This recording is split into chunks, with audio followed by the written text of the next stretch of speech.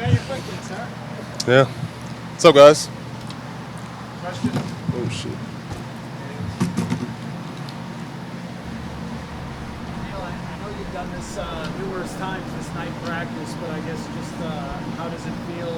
How do you get excited? How is it different when you have this? How does it just break up the monotony of camp?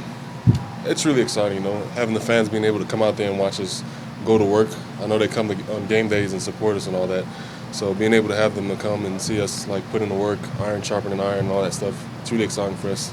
And having our families also being able to come and see us practice. So that's something that we really like. You're working with where you're at right now with Za'Darius and how that's come together.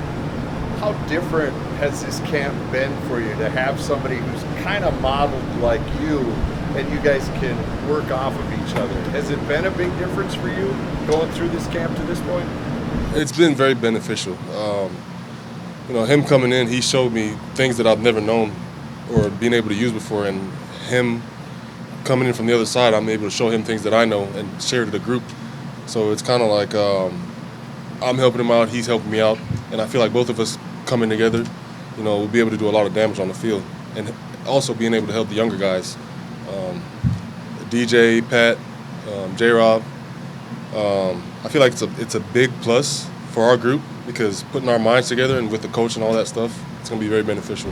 Does it make it easier for you to lead now that you have somebody that kind of backs you up and says, yeah, he's right, listen to him? Oh, it's always been easy, but I'm kind of a guy that leads by action, but he's kind of like the talking one, so I let him do that part and I do my part. What have you learned from Mike Smith? He's coached a lot of guys, Houston, D Ford and all that stuff. He brought a lot of film from those guys and all that. So definitely showed us some film on them, things that we could use to our arsenal on game day and stuff like that. But he taught us a lot of things about rush angle and hands and all that stuff. And as a pass rusher, you always want to keep learning, You're never at a point where you know too much. So I'm always able to come in every year and try to learn something new and add towards what I do on the field. Is he allowed to talk about his playing career and his Ray Lewis experiences, or do you guys fine him for that? Oh, he talks about that. I mean, it's a lot of fun history behind that. Ray Lewis would never get off the field, and like he would go in sometimes with Ray Lewis if Ray Lewis needs like one play off. But it's fun listening in his stories. Does he tell you? He talked about Ray and the keeping a positive attitude and like enjoying it and not letting it get too big. Does he share that with you? Yeah, he's always talking about having fun on the field, because this isn't forever, and there's no other job where you just go out there and have fun with your friends and hit people. So he tells us that all the time. Just go out there and have fun, but at the same time, do your job. Danielle, how different you think Eric Kendricks' role is in the 3-4 versus the 4-3? I mean, two inside linebackers versus just one. I think it's the same role, as he always has. He's always the one that's calling the plays and all that stuff.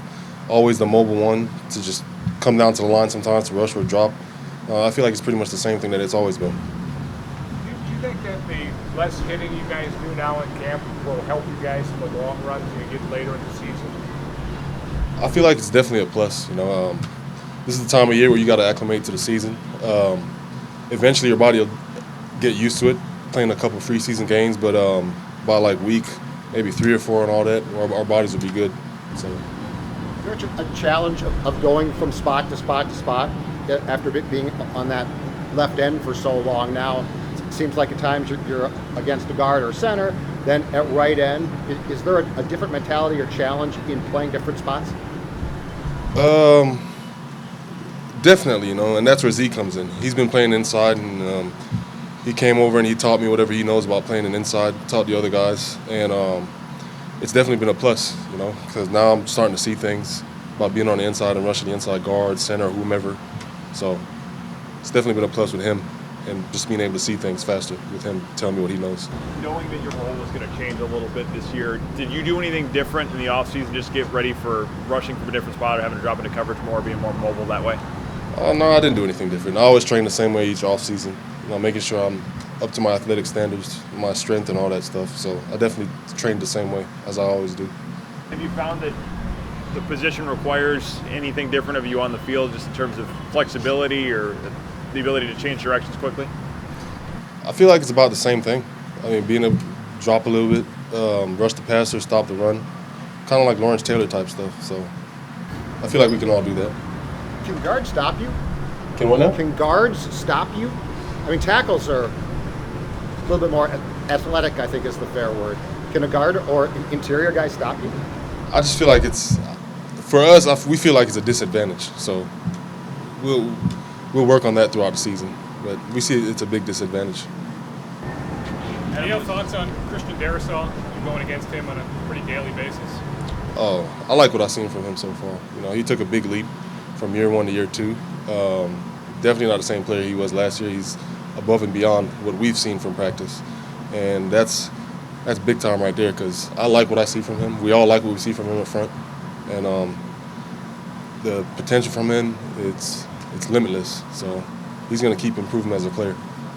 Telling us how he likes the balance that the staff struck with like sports science versus like when it's time to go hard. You know, I was just curious what you've thought of the approach so far, just what you expected different.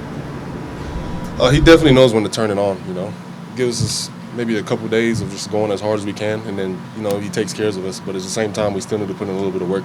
But they have a good balance of when to turn it on and turn it off, and it's been working so far. Am I right in saying you bought a fairly unusual car from Manchester? Say that again? Am I right in saying that you purchased a fairly unusual car from Manchester when you were in England earlier this summer? Yes, I did purchase a fairly unusual car from Manchester. Could you tell me a little bit about it? It's a BAC mono.